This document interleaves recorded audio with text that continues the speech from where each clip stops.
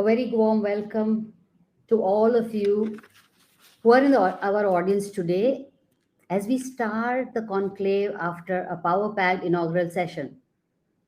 I'm your host, Mamta Asthana from the ICF India Mumbai Chapter. We start our day with this very interesting session on fostering inclusion and belonging through coaching. Perhaps the trickiest aspect of implementing DEIB culture is change. This session explores how to change and create the mindset shifts that enable inclusive behavior, create belonging with our panelists and moderators who are very passionate and have worked extensively in this area.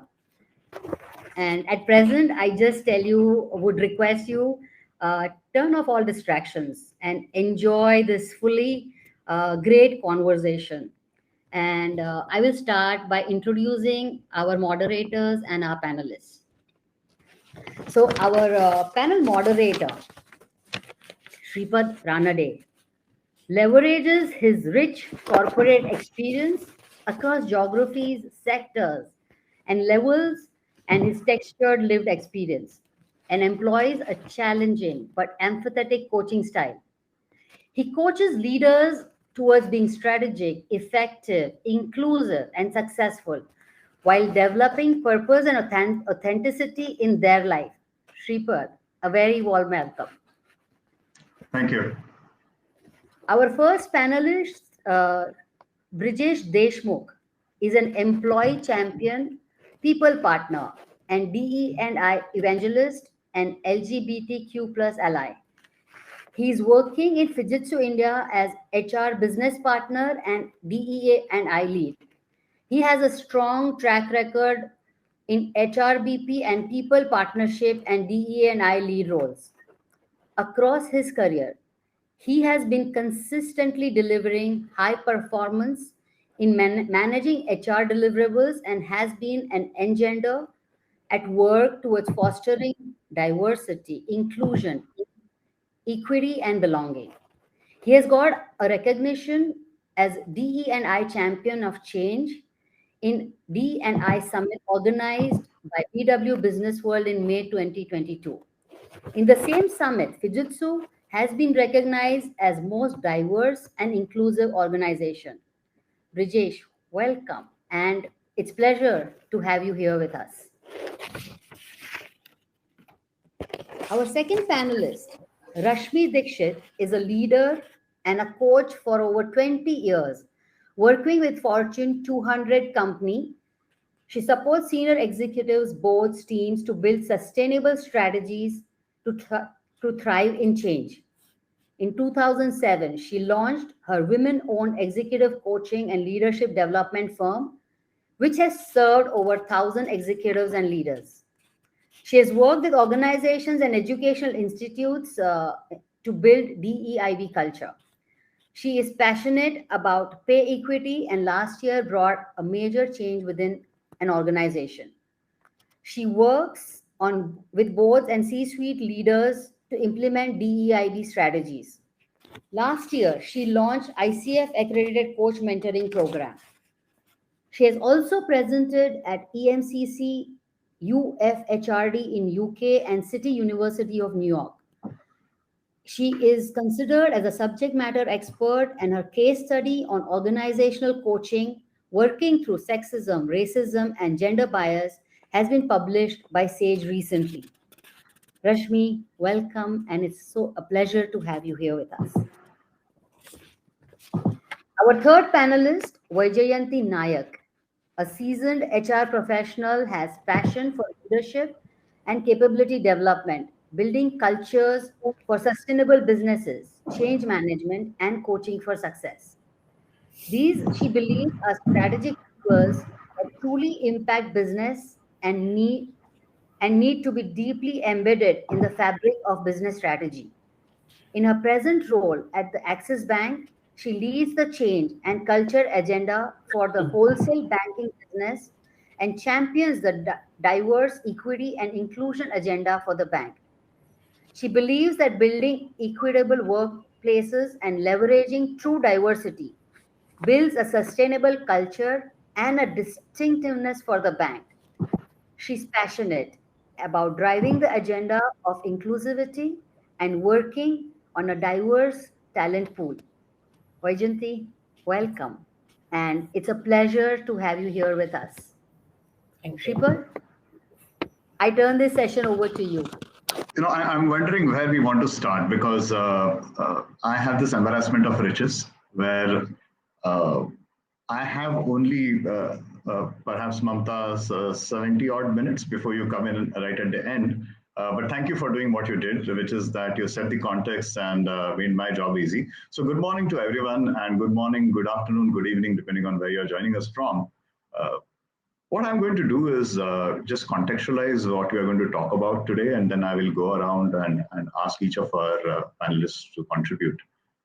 And why I want to contextualize is this, which is that when the acronym DEIB is thrown at us, many of us ask the question either internally or directly, what's this new thing? Why one more thing, right? So let's start there. I know, in these conferences, we are all at different levels of interest, of knowledge, and it makes sense to start from where all of us can then walk together.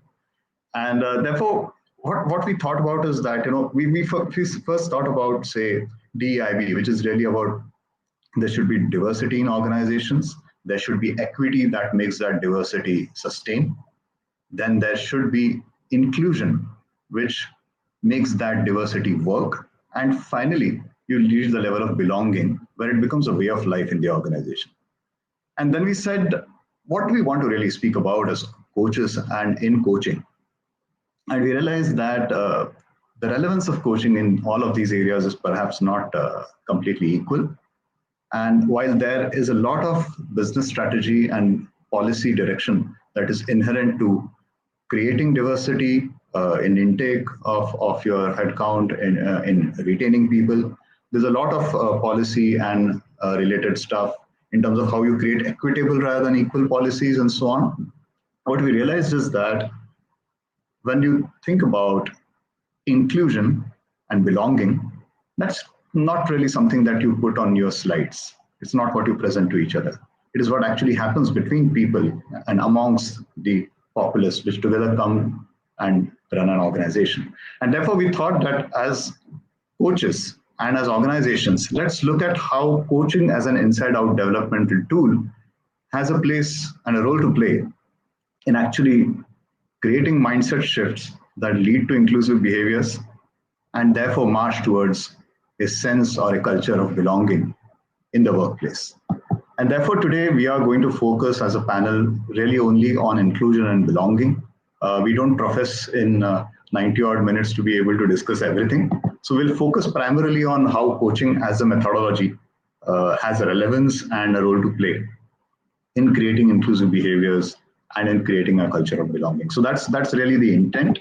And as I go around to my panelists, you will find that each of us has slightly different views around it, which is the beauty of a panel.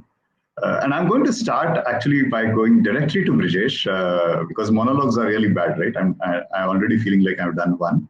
So Brijesh, let me come to you right away. And what I want to ask you is not the standard conference question of defining something for us, but just tell us what is it like? How does it feel to be included? And how does it feel to be excluded? What is, for anybody listening today, what is this thing that you're talking about? What's being included? All right. So first of all, thank you, Shripad, and setting up the context. Hello, everyone. And inclusion, I would say it is a feeling of belongingness to everyone. And again, inclusion or exclusion, it is without belonging, with having a belonging that a person, an individual must and should feel kind of included and excluded. Where it will happen is with the belonging. If I feel I am experiencing belonging in a group I am working with, in a family, in a society, or a group of people I am with, surrounding people, if I'm having that complete confidence in myself that okay, I am part of this group now without any kind of fear, without any kind of stereotypes among the people I'm working with. And if I am included, that is the inclusion. So I would say, as a human, we all have the equal rights, we all have the rights of the equity. So, as a group of people, as a society, as an organization, as a family, where we understand that everyone has the equal rights, as a human, everyone has the rights of equity and equality, and to get respect and be respected. If we follow that, I think that is the true sense of inclusion. Understand the person, understand that we all are human, and once we understand that all of us are human, irrespective of diversity, irrespective of the regardless who we are, gender, sexual orientation, race, ethnicity, color, language, uh, everything, like the diversity. So we must understand diversity is a fact, and then equity is our choice, and then inclusion will be the action, and the outcome is the belonging. So when we follow this, when we have this holistic approach, and the outcome will be belonging, so that is the true sense of inclusion, being feel included in the group of people we are surrounded with. Wonderful, Brijesh. I couldn't have put it better. And thank you for really making it simple for all of us in terms of what each of those stages are. Diversity is reality, right? You can't wish it away. But the thought that comes to me today, I'm an out and proud gay man in addition to being a coach. And I'm saying this in the forum, right? I'm an out and proud gay man. But I wasn't, because once upon a time, I was in the closet like most gay people are in the closet. So there are some vectors of diversity which are invisible and some are visible. If there is only one lady and 9 gents, and I'm deliberately using the words lady and gents, if there's only one lady and 9 gents in an office, then you can make out that you have 10% as far as gender diversity is concerned, or if there are persons with disabilities. But I can stay straight all my life in a workplace, and I'm not bringing myself completely into the workplace. And all of us have seen the corporate slogans which say, bring your whole self to work. So when we speak about that, I want to come to you, Rashmi. And while all of us are saying coaching can be powerful, shifting mindsets, leaders, managers, even teams, how should organizations actually use coaching for this? How should they use coaching for inclusive mindsets, for a culture of belonging? As an experienced coach and as a person who's done a lot of work in this area, what's your experience of how coaching can be used? Okay, so thanks for that question, Shripad. I'm going to build a little bit on what you have already shared and what Brijesh just shared with us. I think it's important for the organization to be clear on their vision, first of all, their core values. And if in the core values, equity, diversity, inclusion, belonging is a part of the core values, then definitely that should show up. Like you said, if you're in a boardroom and there is 1 woman versus 9 men, and I'm just using gender binary here. So, so just to make sure that, everybody's on board with, just the kind of diversity we have right now in corporations. So when you look at something like that, the visual of it, that is something that gives you the outcome. Just like Brijesh said, the outcome is belonging. So how are we really measuring, whether there is DEIB in an organization or not? What are the KPIs? What are the key performance indicators for behaviors? Now, all these things, when they become clear, a coach definitely can come in and start supporting the mindset shifts. Because what happens is, if there is clarity on the organization's vision, mission, core values, then coaches can be brought in to integrate some of those behavioral changes in the managers and the leaders who are looking towards creating that culture within their department, within the organization. Yeah. Because without that integration, the strategic intent has to be there. If the strategic intent is not present, then it doesn't matter, right? So an organization can be performative and can keep putting out statements after statements, and still if you don't see an outcome, it's clear that the intent is not working. So yeah, so that's how coaches can be brought in, just to make sure that the intent is aligned to the behavioral changes and the mindset shifts that are required to create that outcome of belonging that Brijesh was talking about. And this brings to mind, for those of us who attended yesterday's really amazing inaugural and plenary sessions, we had Shiv Kumar saying something very interesting. Somebody asked him, why is it that sometimes somebody in an organization who's been asked to get coached turns up in front of the coach and says, I don't know why I'm being asked to get coached.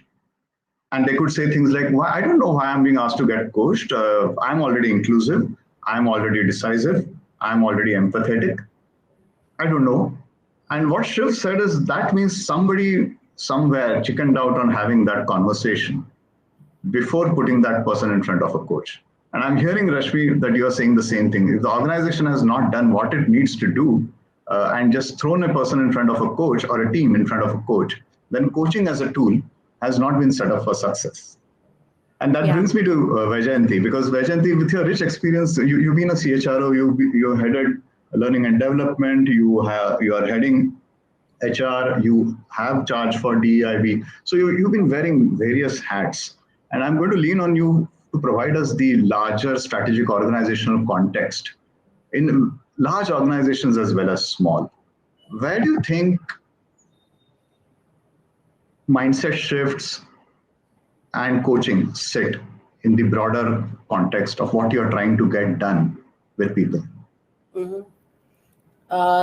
Thanks, Shripad, for that question. It's a very powerful question and a difficult one. And good morning, good afternoon, good evening to everybody who's joined us here. Delighted to be here. So now, having said that,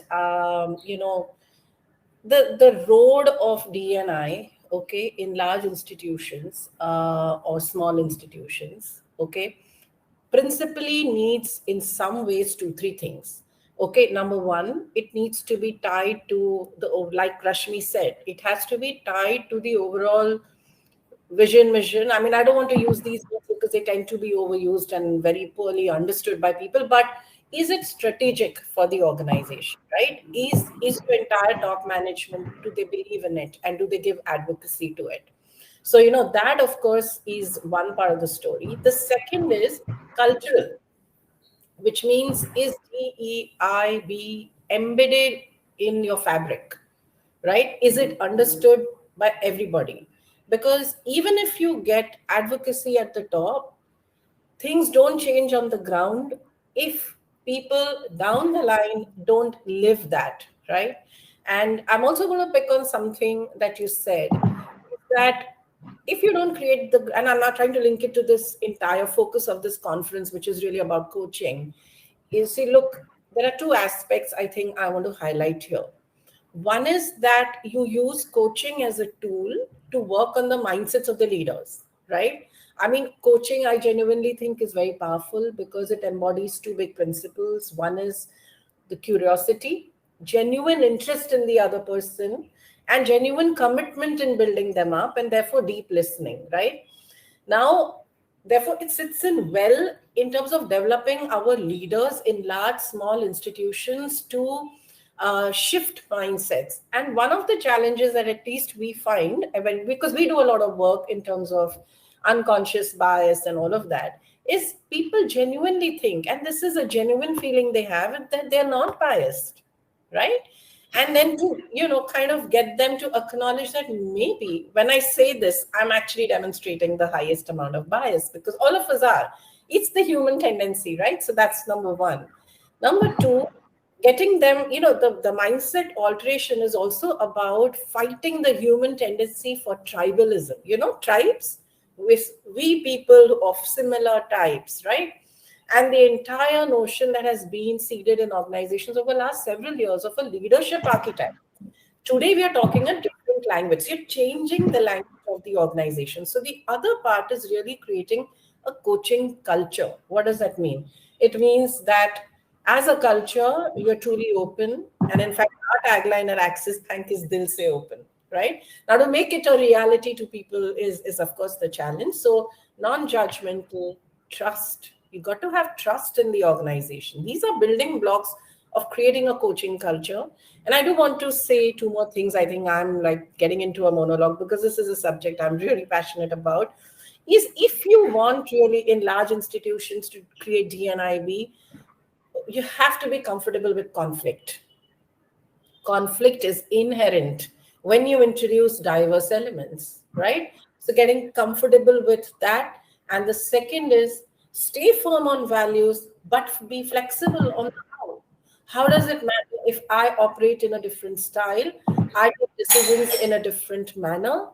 As long as we are all aligned on the broader objectives of the organization, it shouldn't matter. But it is easier said than done. So all that I'm trying to say, Shripa, that needs advocacy at the top. Absolutely. Without that, though, nothing will happen. But for its real execution, right, so that it doesn't remain PowerPoint slide presentations, okay? Because for diversity, I can still put out KPIs. How will I measure inclusion?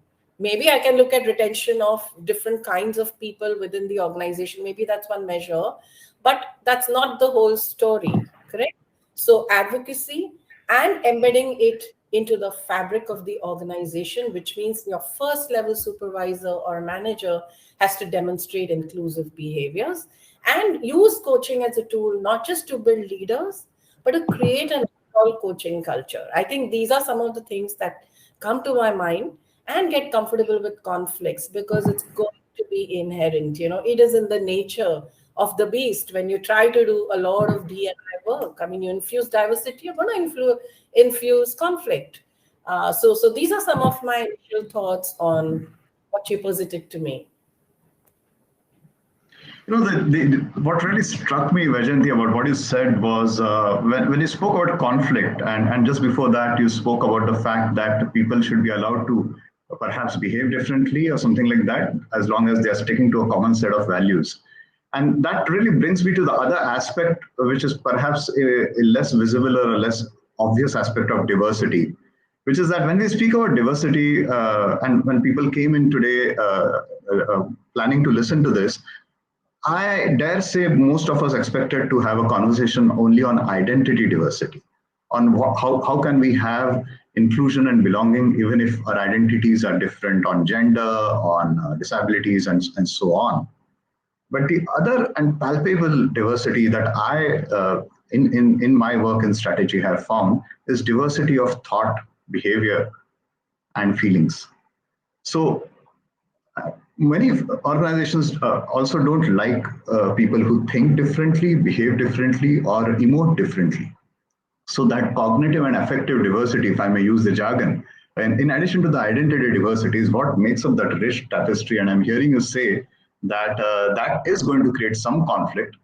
But on that note, let me move to Rashmi. And Rashmi, I'm going to ask you a question where really this is about helping our audience here to understand very specifically. This is fine. We said that everyone has unconscious biases and there's going to be conflict. But what do managers actually do when they work with a coach? A manager agrees by herself or with somebody's sponsorship to get coached on bias. What do they do with a coach? So I'm going to build on what Vajanti has already shared. So bias is everywhere. Nobody thinks they are biased. They may say it, but we also have this, and why should I take an example of somebody else? I'll take my own example. So I also have several biases that I'm completely blind to. So I think feedback helps there a lot. I think 360 degree feedbacks help to see what people are thinking about the manager, or specifically designed for DEIB can be really, really helpful. We do a lot of employee engagement surveys also for the coach, before we start it, to see if all employees are feeling engaged, who are working under that manager, and then bring that feedback to the manager and kind of show the mirror to the manager, and then allow the manager to have that self-realization through coaching, and then continue on the mindset shift bit. Because the mindset shift is something that can be said easily, but it requires a very high level of self-awareness. It's a scary process. So like Vajanti said, there is going to be conflict, but the outside conflict is something that you can see, but there's also this inside conflict that's happening. You see, should I not? Am I risking myself, my job, by admitting something? So the coach can really create a very safe space for that manager to work out that internal conflict and come to a place of neutrality where they can then start thinking of what's next for their own growth. Because in today's day and time, to be a leader, it's important that you show behaviors which are related to DEIB. So it is important for your growth. So leaders first need to understand that, and then, just like Vaijayanti said, working on their biases. I think that is one thing. One very important thing that you said, Shripad, right in the beginning, is to look around in the room, right? So look who's in the room. So if there are nine men, 1 woman, then definitely your diversity initiative is not working. And if the manager has that kind of thing, then, even just looking at 4 of us, there's Naik, Dikshit, Deshmukh, Ranade present here. So I'm just saying, just looking at the room and seeing how much diversity is there and how much is not is also a very interesting, a way to see where the growth is and what is our growth curve. And coach can bring these difficult questions, hard questions, right? Questions that might help show more of the mirror to the manager, and it might create conflict. So there has to be a lot of courage also in the coach's behavior to be able to bring those difficult questions and call out the elephant in the room. Because otherwise, what happens is, even as coaches, sometimes because we have sponsors who are organizations, so we are like, oh my God, should I say it? Should I not? Kind of thing. And if we can just hold ourselves to the values and be okay with the conflict, I think we can create the change that is required as coaches and create those mindset shifts. Truly. And I was listening to you and I was wondering about this entire idea that prefaces or underlies our conversation, which is an assumption. And I'm perhaps being a good coach here by noticing the assumption that it is useful for an organization to have diversity, equity, to create inclusion and belonging. And so I want to toss it back to Vaijayanti at the level of first asking the question at the very top. What's the business case? And we'll come to other aspects later, but just to focus on this first, what's the business case for both cognitive and identity diversity? Why should you have people who think differently, and why should you have people whose identities are diverse and have different equity needs and so on? Why is it worth it in money terms, if I may put it bluntly? Because that is the question that starts the conversation at the very top. How will this make money for the organization? Over to you.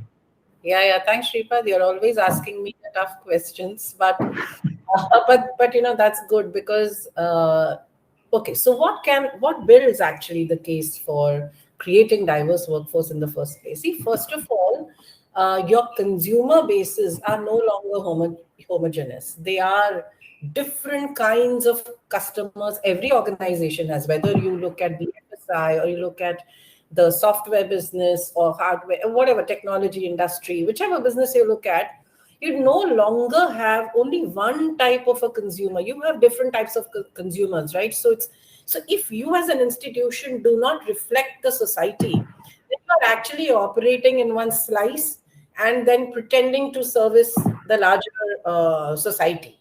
So you got to match the two, right? And the larger you are, the more your composition needs to reflect society. Otherwise, you're not really being able to service the needs of that society. So I think, to my mind, I think that could be the most, and it is actually one of the most powerful arguments. That said, one. Second, look at the pressure on innovation today, right? Every industry that you talk about is getting disrupted. Look at banking.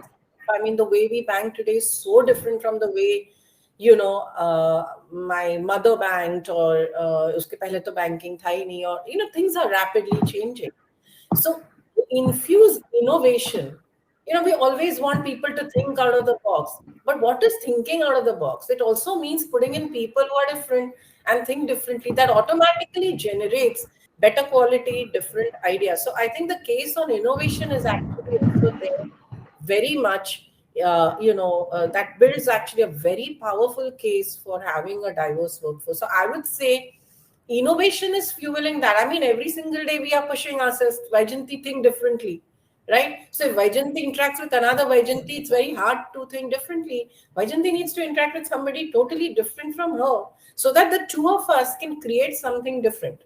So I would say these are the two things broadly that really build a case for creating more diverse teams. And you do need diversity through the what I'm saying is, in large institutions it needs to be there across the levels, then only you actually reap in all the benefits.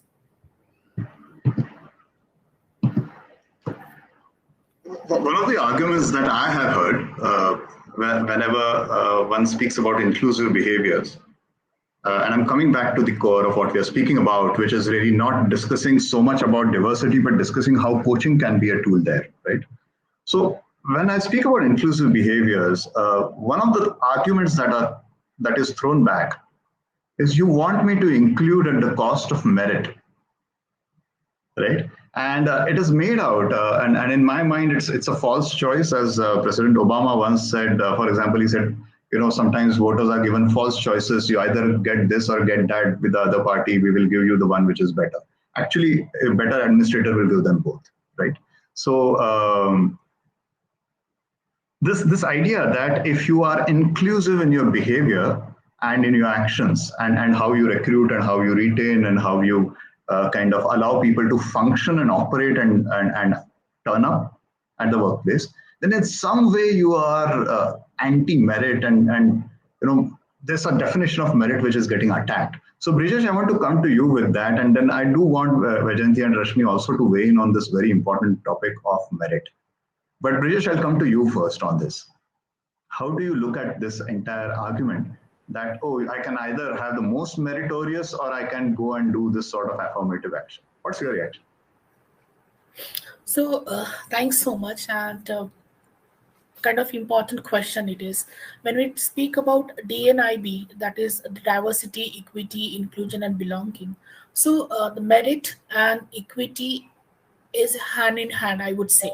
When we talk about merit, it is something like I deserve and I can, confidently think of the part of that. Merit is something I have inherent with it. Merit can be through the mentoring and coaching, that can also happen. But when we talk about mentoring and equity, so equity, like we have 10 people in the room, and if we have equality, so equality and equity, that also matters. So in for 10 people in the room, 10 people in the organization, if I say these are my equal policies, this is my equal coaching, this is my equal a methodology of the mentoring and making people meeting them career aspirations, so does that really matters? So the answer is no. Equality is just a kind of facilitating the forum. So what matters is equity. If we have a 10 people, the requirement of getting mentoring and being getting coach, that is different for individual to individual. It has the base of the origin of the person, gender, then you have the sexual orientation of the person, disability of the person. Disability is itself is a huge and vast field wherein we can see the physical disabilities, we have neurodiversity disabilities and all, hearing impact disabilities. So equity matters, and along with equity, merit goes hand in hand. So when we talk about organizations and diversity, I have a diverse workforce. Having the diverse workforce would suffice the purpose of creating fostering inclusion? So answer is again no. So the merit, I would say, is important when we talk about why I am here, because of my merit. It should not be like that because I'm a disabled, because I'm having a diversity, an organization wanted to fill up the KPIs like, okay, out of 10,000 people, I have 4,000 my gender diversity ratio is 40%. Is that the answer? No.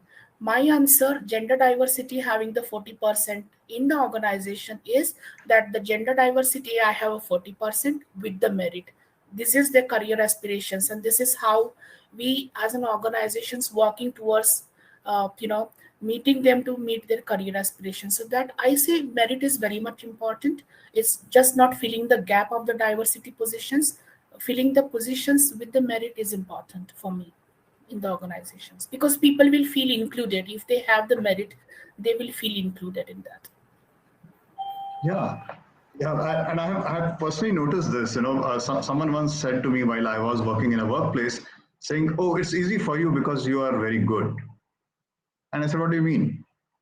And she said, "Because you're so great at your job, even if you behave differently, people take it." And I said, "What do you mean people take it?" And she says, "They don't want to take it, but they tolerate what you do, how you behave, because you're so valuable to the team and to the organization because you are producing business outcomes." So that's a perverse way of looking at merit versus tolerance or affirmative action. I thought so. I'll bring that story in. The other story that comes to mind is also triggered by Brijesh, what you said, which is that a very good friend had this experience, and this is really an extreme experience. I'm not saying this is happening everywhere, which is that someone in HR decided that we need to go to LGBT people in the organization and persuade them to come out as LGBT so that we can show that we have a higher percentage of LGBT people in the organization. So there's something going wrong there, right? There's something going wrong about what you are trying to measure yourselves against. And there's some amount, I suppose, there of confusion between what affirmative action and equity mean versus how merit works for the business. And so I want to come to both Rashmi and Vaijayanti as well on merit. And there's a reason I want to come to Rashmi first. Rashmi, that's because on merit specifically, what I want to ask you is, when you are as a coach, as an individual coach, when you are coaching a leader or a manager, and that person claims that we work on merit and therefore I'm resistant to being coached on in being inclusive.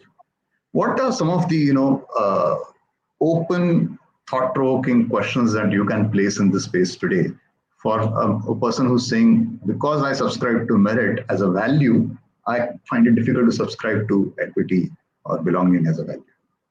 Yeah, again, I'm going to use Vaijayanti's words here. You're asking me very difficult questions. So, so I don't want to get into a lot of stuff around decolonizing bit.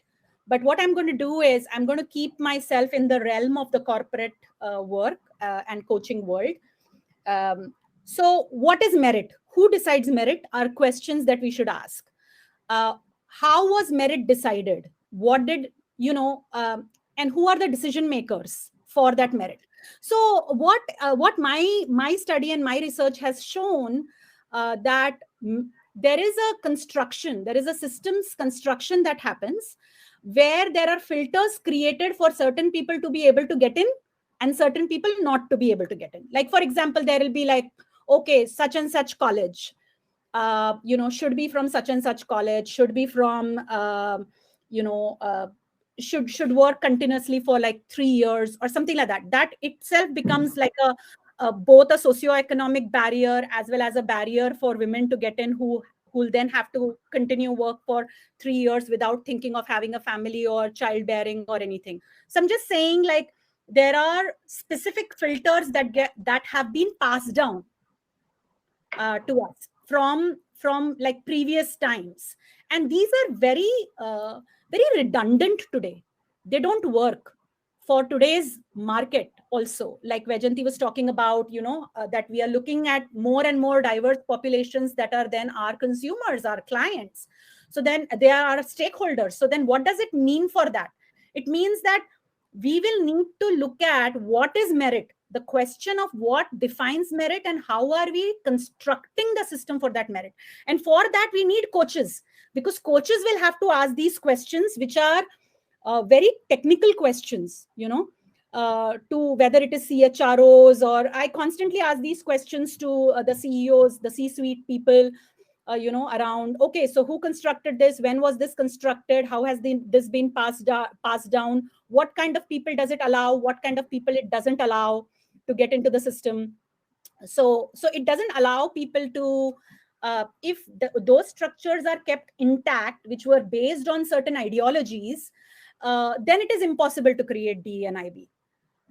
Because so our work as coaches becomes to deconstruct those and then help them reconstruct something that is meaningful for the times that we are living in today.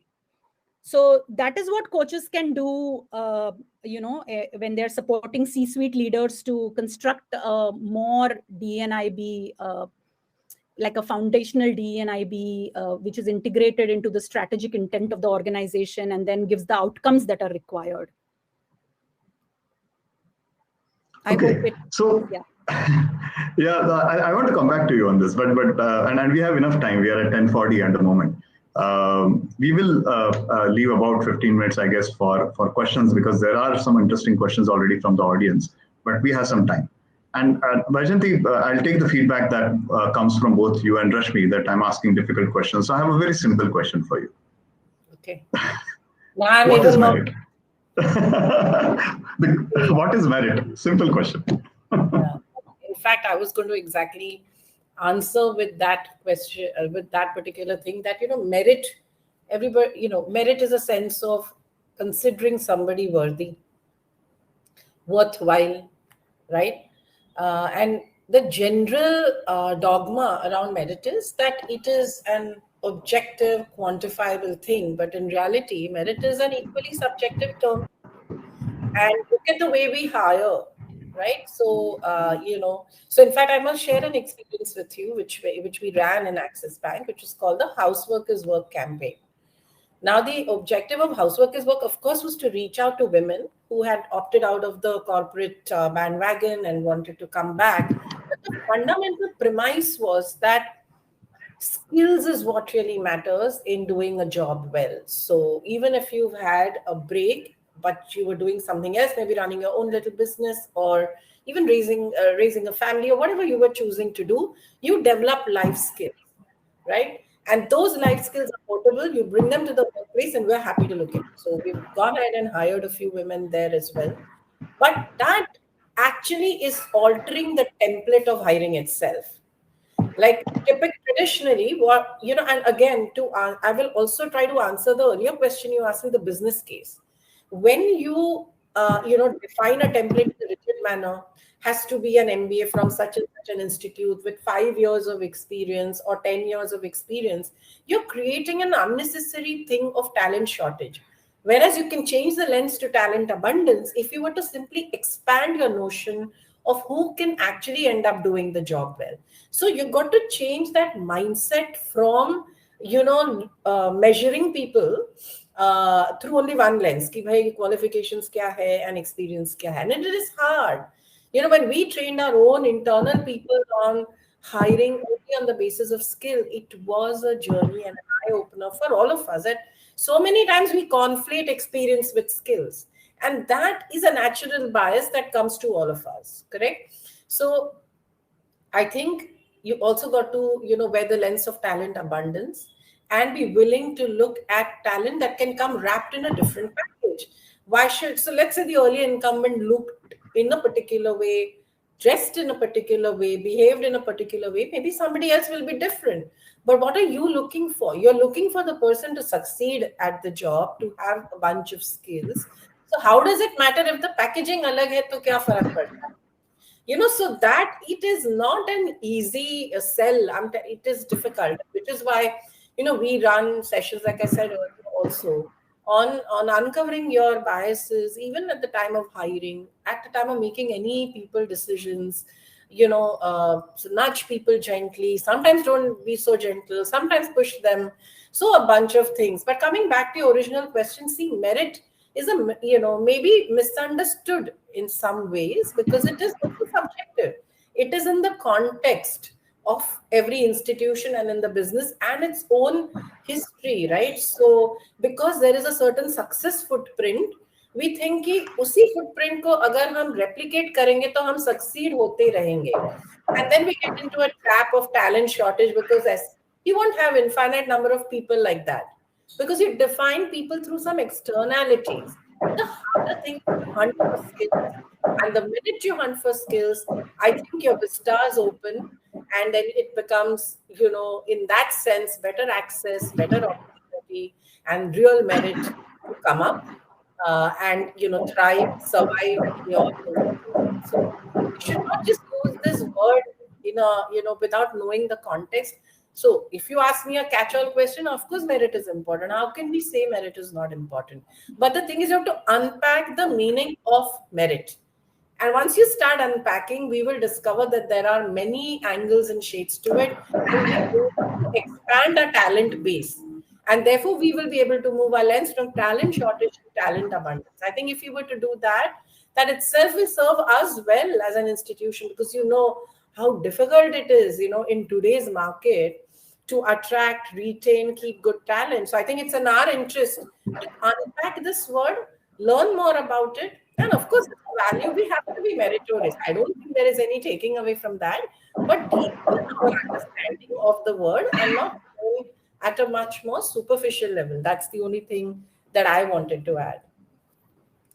So, Vajanti, when you're speaking about this, one anecdote came to mind. I was speaking to someone in banking, in fact, and you can corroborate or differ from this estimation, where this gentleman was saying, we don't have a talent shortage. We used to have one a few years ago in retail asset sales, asset product sales in banking. And I said, what changed? And he said, we no longer want you to be good at English. We want you to be good at Hindi. If you're for Jabalpur, if you're going to sell auto loans in Jabalpur, I no longer want you to be good at English in your interview with me.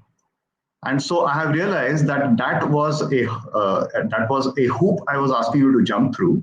And that hoop was not helping my business at all.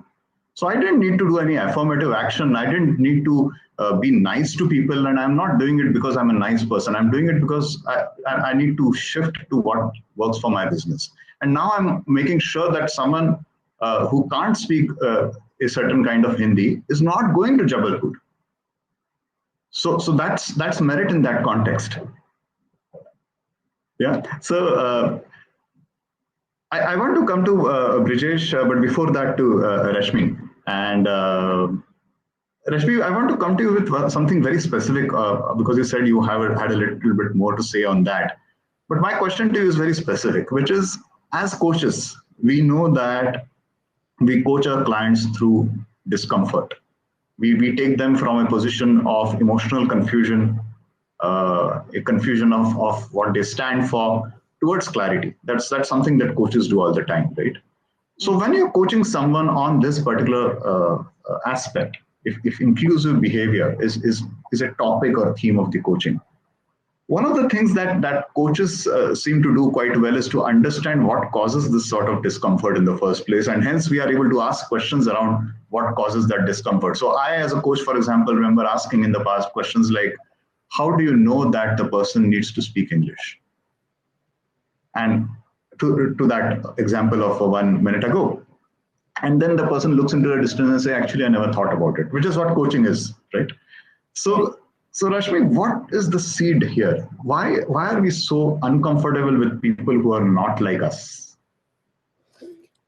That's like a tough question. I don't know an answer to that. But yeah, I think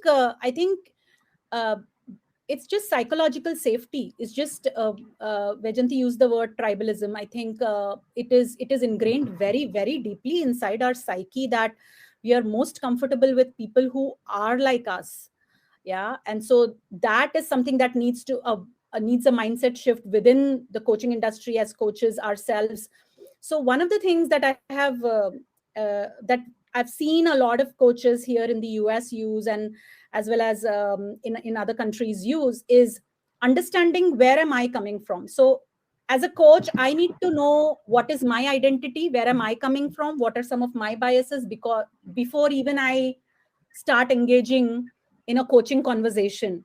And so also to have, like for example, when I'm coaching a white cisgendered heterosexual white male who's a C-suite, I always ask, I'm your coach. So what would be different if I was a white cishet male versus when I am a female who's brown skinned from India? So, and that opens up something. and then the client is able to talk about, oh, I have never had a coach from India. I don't know how this is going to go. So, and then the trust building starts, like, okay, so what are some of the biases I might have about you, and what are some of the biases you might have about me? So just working, creating that space of that, okay, what is unconscious in you and I right now? Can we bring that into consciousness and then form a bond where a coaching relationship will help you continuously look at those biases that you might have, right? So it's there is a mirroring happening in that process. In that process, there's also the white elephant in the room is being called out, that who am I and who are you, and how does that impact our coaching relationship?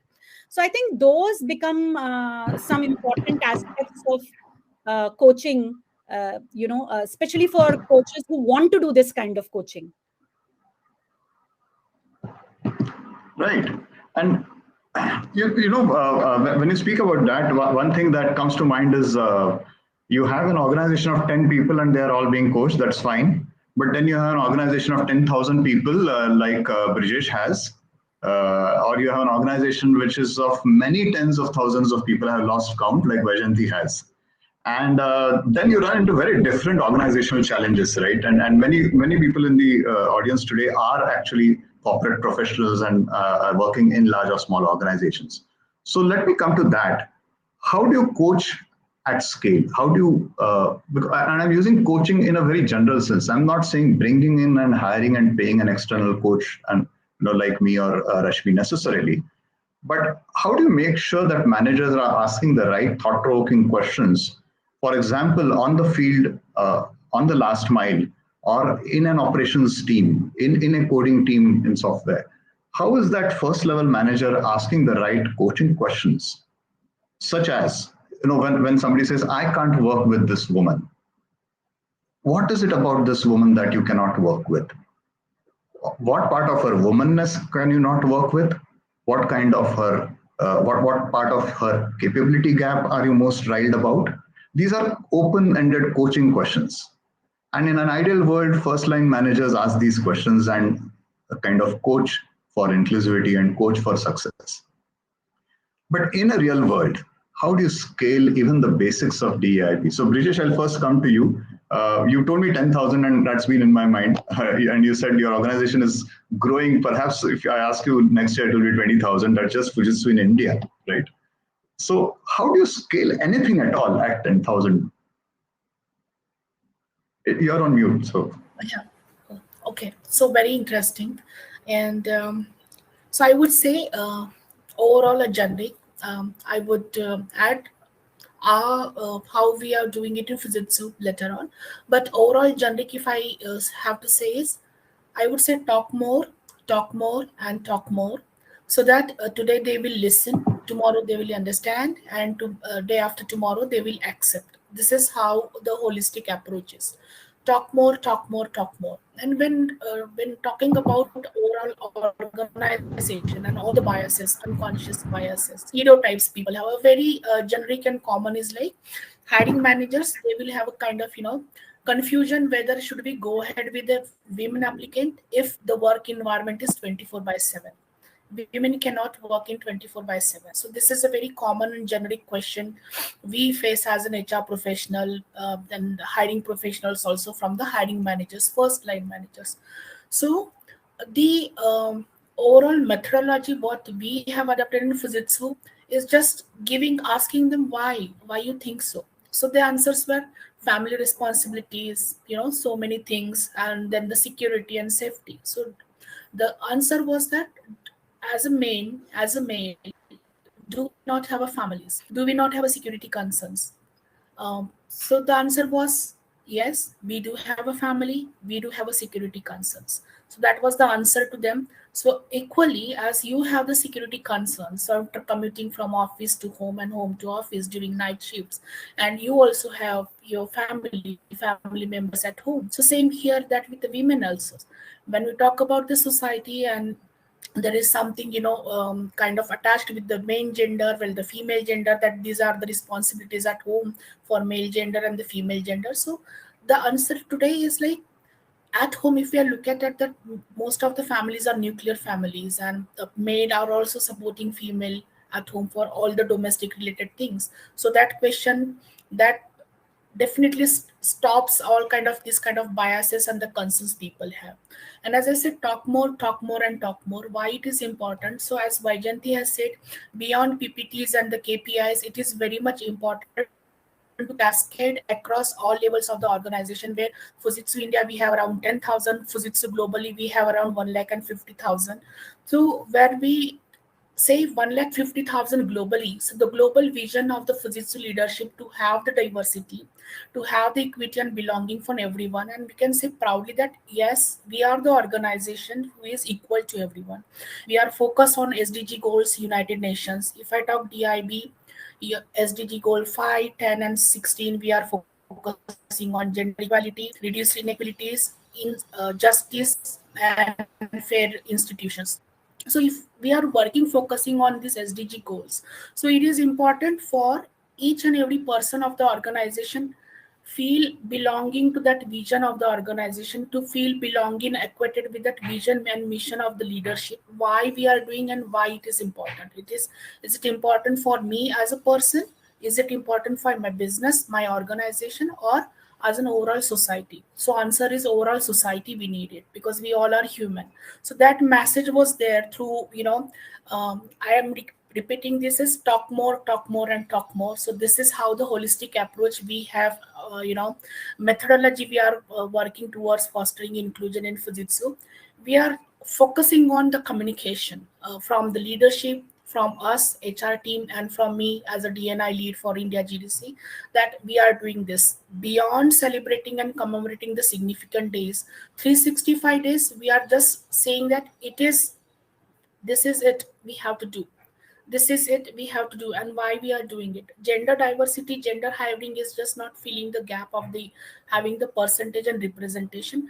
We are having the programs and FDI, that is Fujitsu Distinguished Engineers, wherein we have specifically forums to build the capabilities of the gender, female gender, LGBTQ people, PWD people, for meeting their career aspirations. Coaching also plays. Talk more, and talk more. Again, I'm saying, is a part of synonymous to coach.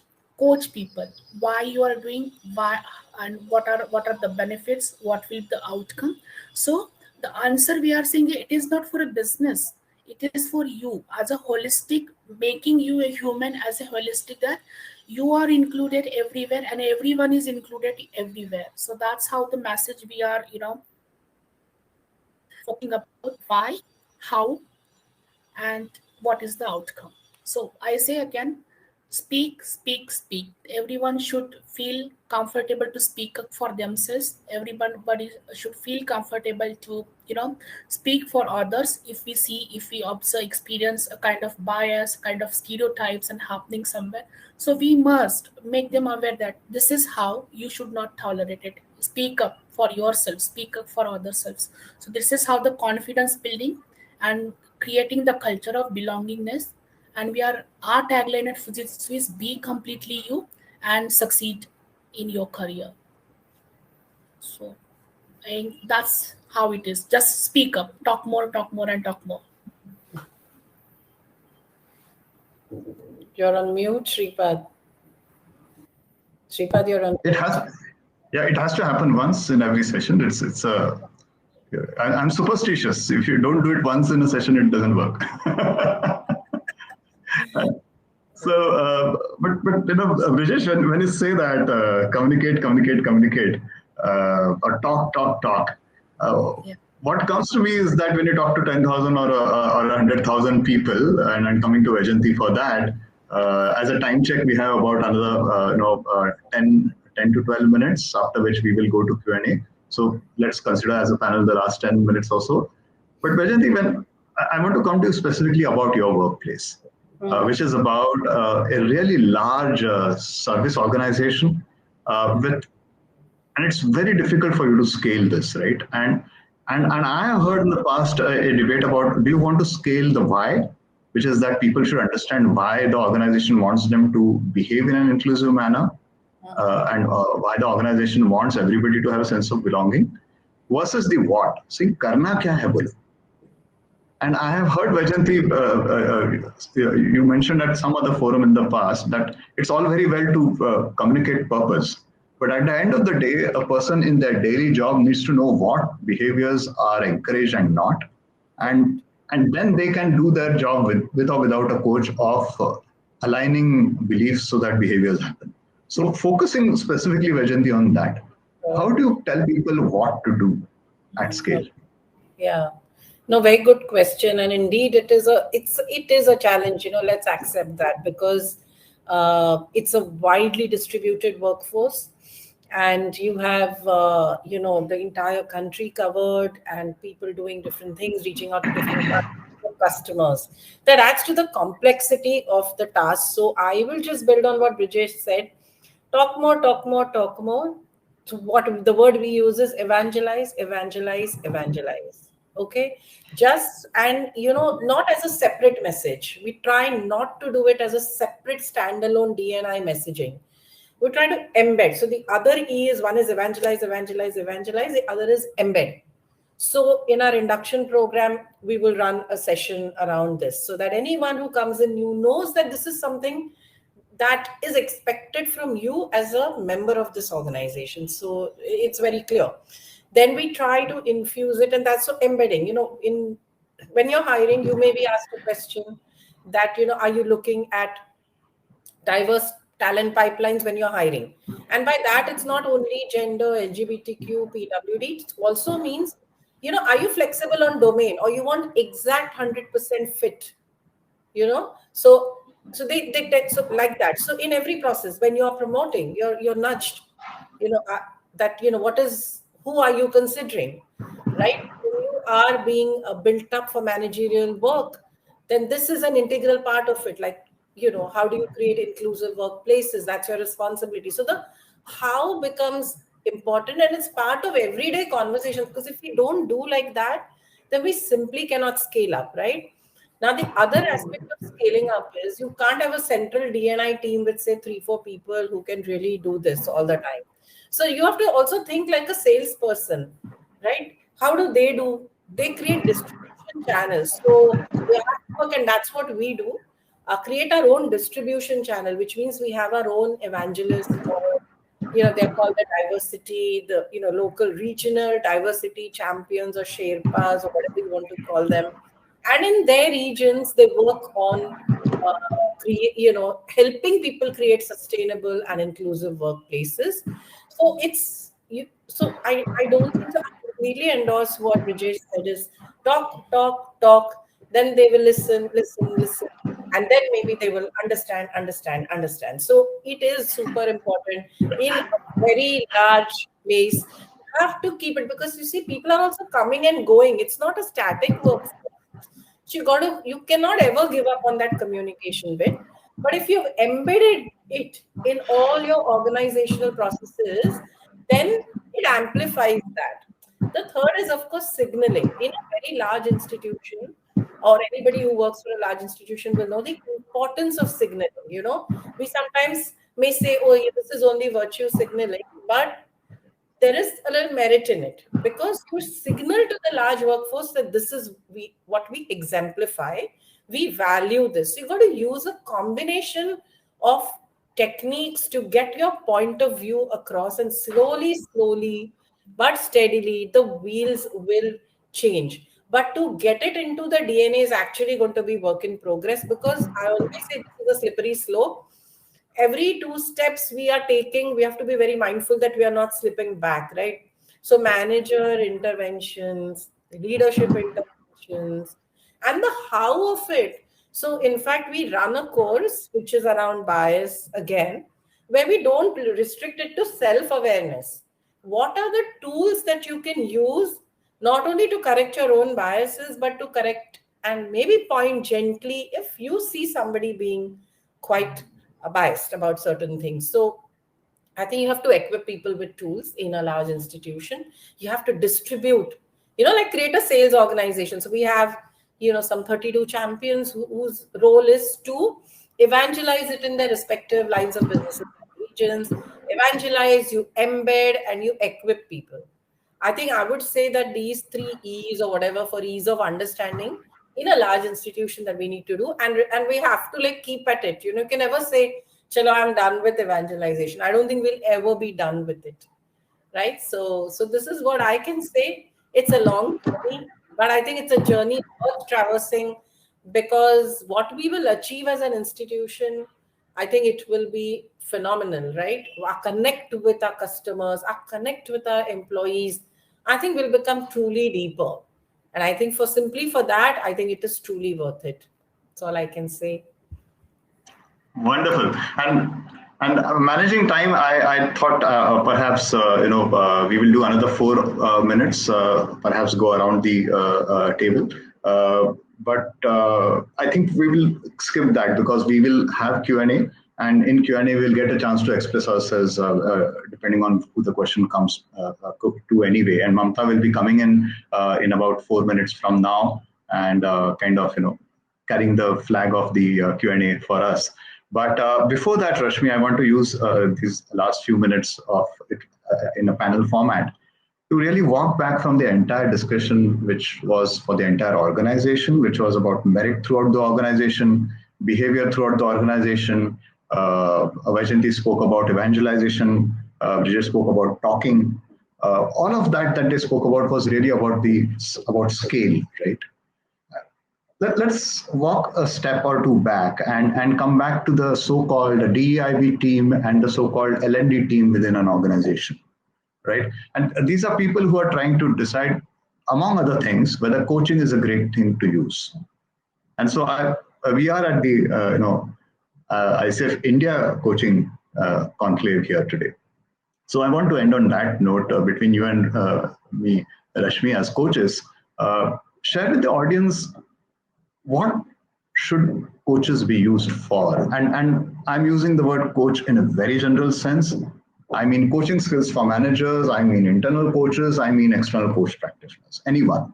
And you've been on the ICF global task force on what coaches should be doing with themselves and with clients on DEIB, right? So you have that background. How should the L&D and DEIB teams in organizations, and there are some of them here in the audience today, how should they be using coaching and coaches?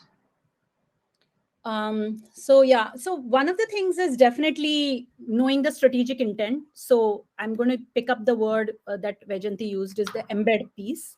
So when the embed piece is clear, the L&D and the DNRB teams can work together to create what is it that is required from the coaching, what are the goals that are required, what are the outcomes that are required, right? And then coaches can be brought in that sense. One thing that I want to definitely mention, because you said ICF India, one thing that I want to mention is that culturally, if you see in India, inclusiveness is something that we have ingrained in us behaviorally from childhood. So it's a moral thing for us to include people. When we exclude people, it is considered not good behavior. Since childhood, we are told that, bring that friend in, why are you not playing with him? Those kind of things have been told. We have words like Atithi Devo Bhava, Vaisudheva Kutumbakam, all these things are there in the culture. So I think it's just one of the things specifically for coaches in India is to remember their cultural identity, where they are coming from. So it's like remembering. There is a dismembering that happens, and then there is this remembering that happens. So when that remembering happens, who we are, and then I'm just picking up on what you started in the beginning about the human connect that we all have, right? So just to bring that to that entire human connect and how we are connected to each other beyond what Brijesh was talking about, beyond color, beyond ethnicity, beyond races, beyond castes, beyond our ableism. So if we can bring all that in and then be clear on how we want to focus our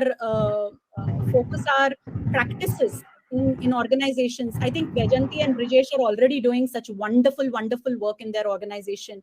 Their teams can definitely design something that coaches could work on. They can actually guide their organization to say, okay, so these are the mindset shifts we are looking for, and we need coaches for that. You see, so that is how that might really work out.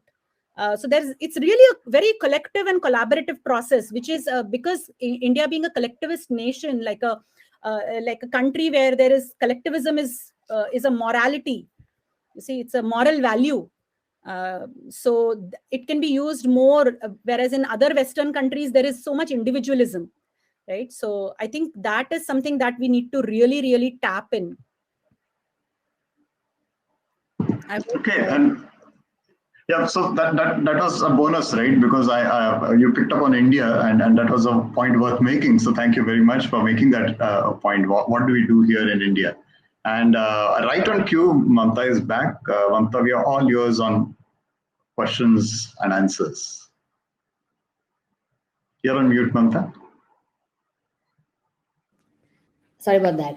So yeah, I would like to really thank the audience for really posting so many questions, and I'm going to try to cover as many as possible. The first question I'm putting out is from Anuradha Sant. She says, what tangible steps can organizations take to cement the concept of DEIB in their conversations?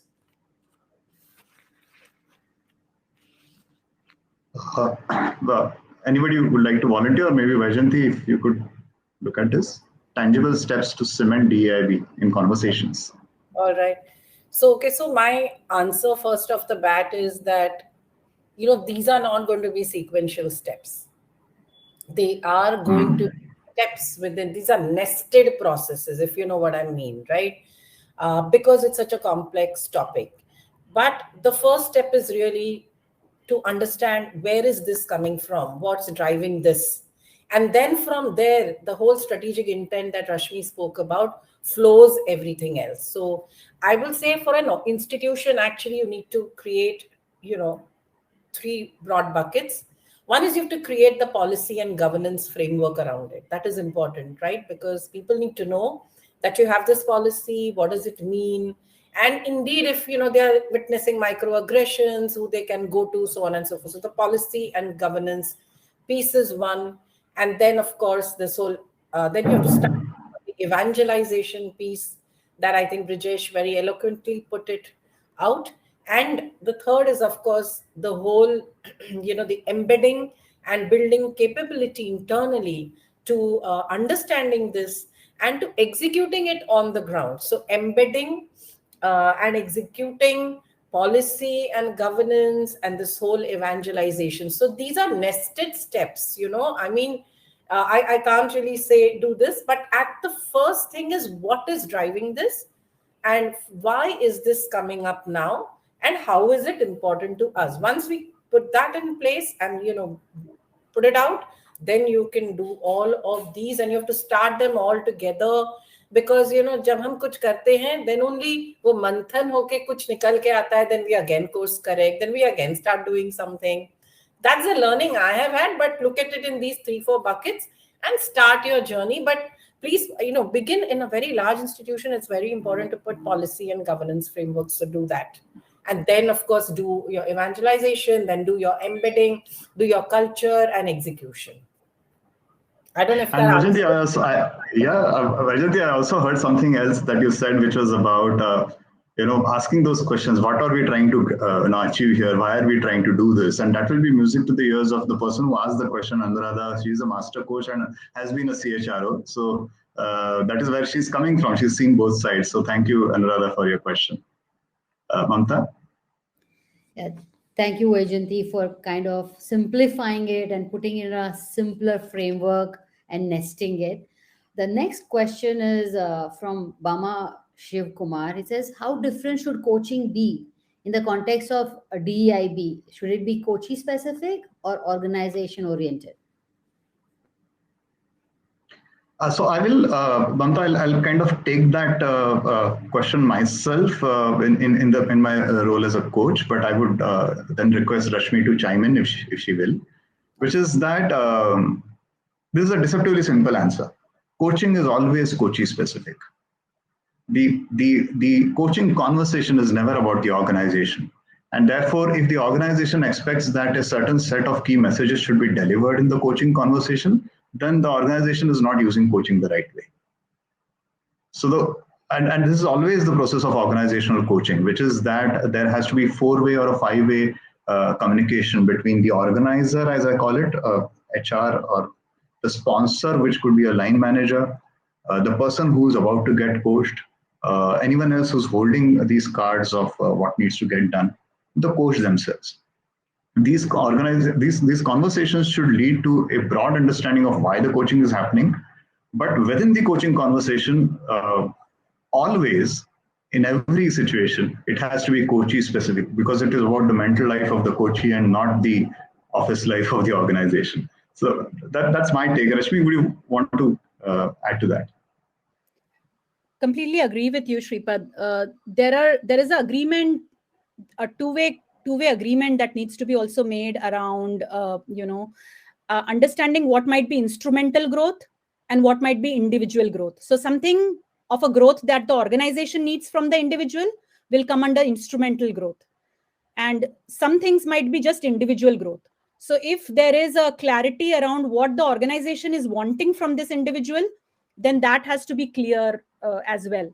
So both things can be present at that time, but with a clarity and transparency that there is a part instrumental growth and there is a part individual growth. Thank you, Shripad and Rashmi, for that clarity. The next question is coming from Tarun Kohli. We know that we have, covered this, but he says some tips for the coaches to handle conversation while coaching so that inclusivity spirit is felt across while talking to leaders and coaches. Vajanti, should I come to you rather than me or Rashmi as coaches saying what coaches should do? We would rather get to know what you would expect. So I think that are you asking me this question from an organization standpoint, that how would we expect the coaches to ask questions to the coachees, or as a coachee myself? Suppose you give coaching me, what kind of questions? Sorry, I just needed to get this context clear. Yeah. Sorry. I would say tips for coaches of how to, Okay. So how do they do this discussion and how do they, kind of engage? I think that, okay, so you folks are the expert coaches, but I think if I were to wear the hat of the coachee, because, the coaching experience is what really this is all about. I think that, helping, asking questions that helps to contextualize the need for coaching in that specific aspect around inclusion and belonging. So it's going to be a difficult thing. I don't think I can tell you question A or question B, but without putting me on the defensive and without making it appear, this is a need and therefore you need to scale up to start thinking like that. So balancing between, according to me, between the organization need and the coachee's need, you got to traverse that thing. I think Rashmi said something quite similar earlier, but I'm just saying, don't put me on the defensive. If I were to wear the hat of the coachee, right? So it's not going to be an easy conversation, but maybe we can begin by, just simply making me aware of my own biases. I think that if step we are able to take together in that journey, then I think it will just open up the whole conversation, because that's really the first step, that's self-awareness. And then, of course, exploring tools that work for the person and then taking them on the journey. But self-awareness about my paradigms, my biases, the assumptions of the world that I make. And I guess that's quite the first step I would imagine in any coaching conversation. So I think if we start the journey there and then take it the way the coachee is responding and then move the conversation forward, that's what I can say. And Vajanti, as a coach, let me add to that, and I'm going to make an assumption here that Tarun is a coach. That I'm not sure, but it appears like that because he said, can we have some tips for coaches? So if Tarun is a coach, I would say we go back as coaches to the basics of coaching, which is, as Carl Rogers said about 70 years ago, originally for therapy, but it came into coaching, is you need to meet the client where they are. And that alliance between, that relationship between you and the client is paramount. And the only way you can create a relationship is by fully accepting the client as to where they are. If they are, for example, starting as a misogynist, are you as a coach okay with the fact that you are in a room with a misogynist person? Or are you aware of what transference is happening? Are you aware of how you are showing up because your client is misogynist and you perhaps don't like misogynist people, right? So that is what I would add to what Vajanti said, which is that my tip for coaches to handle conversations and to show inclusivity is to first have the courage to know your own biases, know what's coming up for you, and recognizing that your client has a right to exist just the way that they are. Right. I think I really love that and relate to that self-awareness. Understand yourself first. Look at your biases first. And I think that's beautiful tip to start from. The next question I'm taking up is from Sunny Bhasin. He's asking about how to make sure that promoting D&I, the organization is not leaving pockets of people out.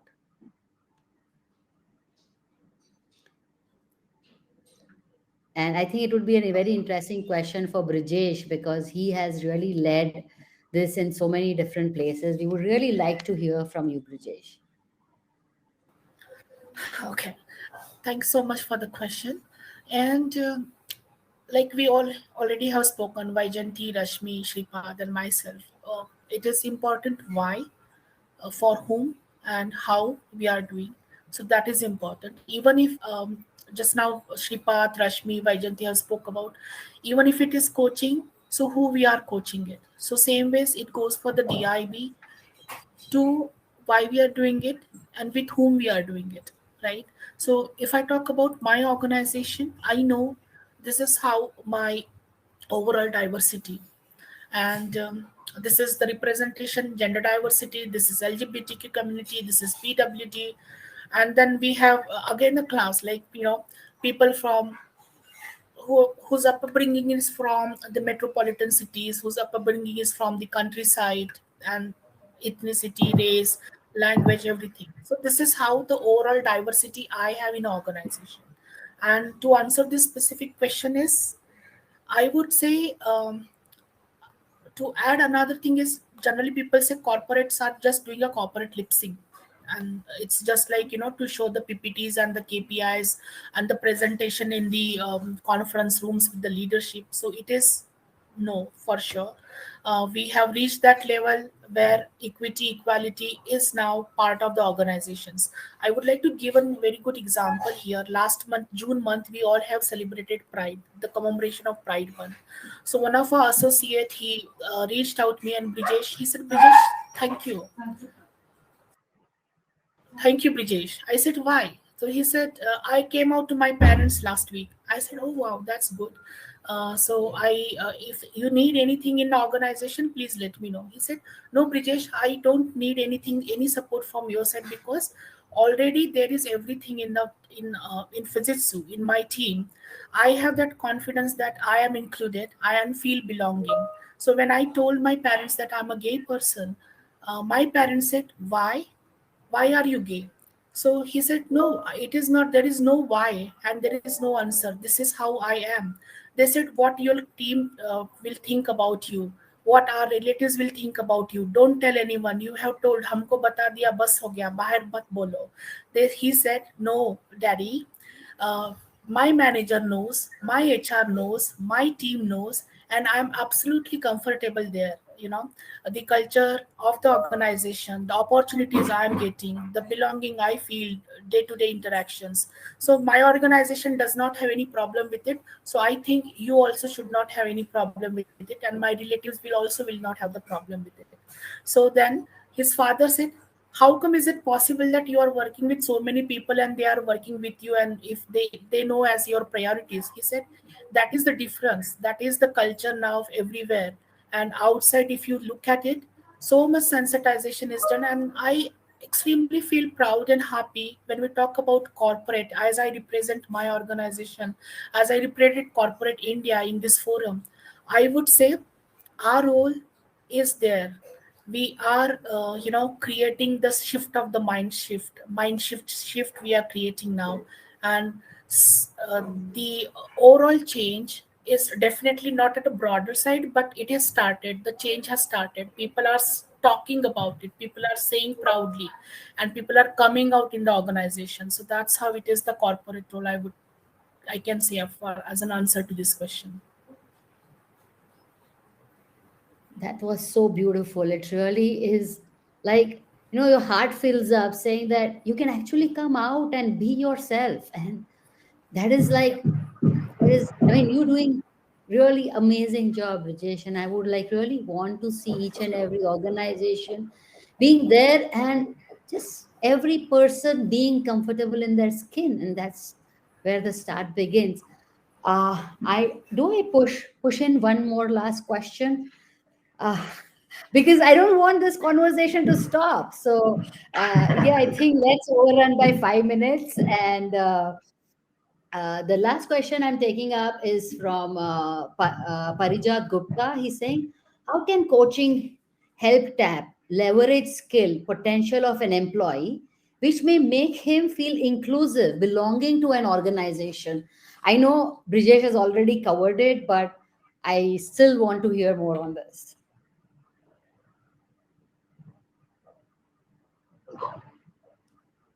Do you want me to say the question again? Yeah. How can coaching help tap leverage skill or a potential of an employee, which can make him feel inclusive and belonging to the organization? Okay, I'm hearing this as how can a person use their skill or rise to their potential, and if they do rise to their potential, then they will in turn feel included, which was the kind of thing I said earlier, that someone told me that people kind of, not in that case include, but tolerate because you are useful. So anyone here, what can we do with coaching so that people rise to, they start delivering to their potential? I think maybe. Yeah, I think we have reiterated that point time and again around self-awareness, right? Self-awareness and the strategic intent. And I think the question that was asked to Vajanti around how do we cement this, right? So the policy and governance piece. So when all these things, and like Vajanti said, it's a nested process, right? So, and then Brijesh said it has to be like communication, talk. So when all these things are happening, along with coaching being there, I think it works beautifully. It's like a orchestra, it's not just coaching as a tool, but coaching being a part of something bigger. So we as coaches need to understand that we are part of something bigger, and then be able to see our role as part of that big thing, and being able to, sort of connect the dots while we are also coaching. So, asking those open-ended questions that some of them, Shripad, you talked about already, which are around, what does it mean for you when you have an employee who doesn't speak English? Or what does it mean for you to have a woman employee, an employee who's gay? What does it mean for you? So all these questions are questions which can trigger an understanding of your own biases, and be able to self-reflect on some of those things. It's already 11 o'clock here in Portland, so my brain is like kind of shutting down. 11 o'clock at night.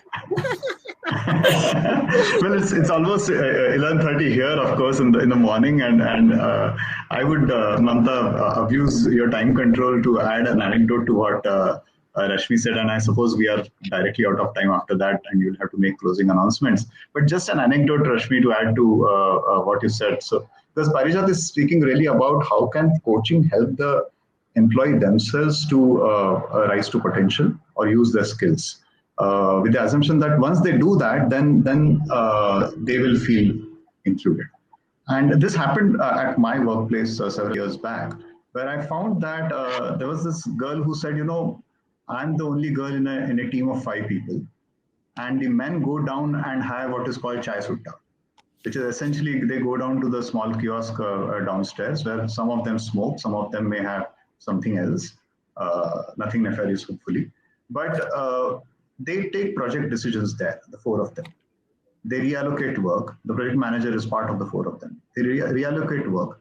They decide tactics of how to handle their client. And they come up after that break, and she's left in the lurch. And she's saying, they are not including me. And I said, why do you think they're not including me?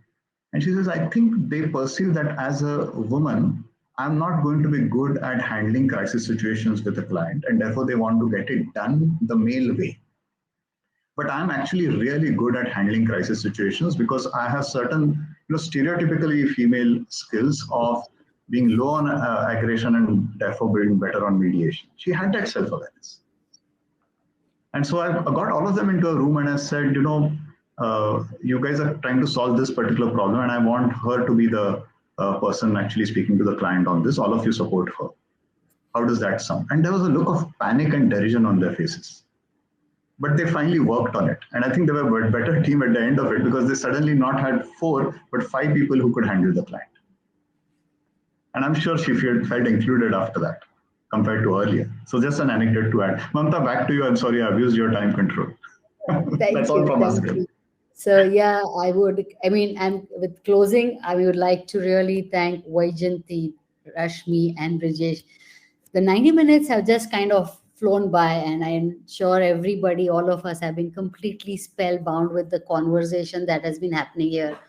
More so, I think your passion and your commitment to this subject, it has been like, it's been so apparent. It's right out there, and every word that you've spoken, everything that you have shared has just opened this conversation up. So kind of the way the conversation beautifully flowed, right from the cross section of ideas that emerged, right from talking about DEIB and what we coaches can do to make that difference. And I think I'm going to walk away from here with taking that thing in my mind of talk more, talk more, talk more. So they will listen. And in the end, there will be understanding everywhere. And it's just sitting out there, and it's beautifully done through the conversation. And yes, thank you very much. My thank you is not complete without, telling thank you to Shripad. Shripad, the way you steered this whole conversation, right? From the road of inclusion to merit to how to scale and finally equity. It's like been amazing. And thank you for the audience for being there for such thought-provoking questions. And thank you very, very, very much for being here.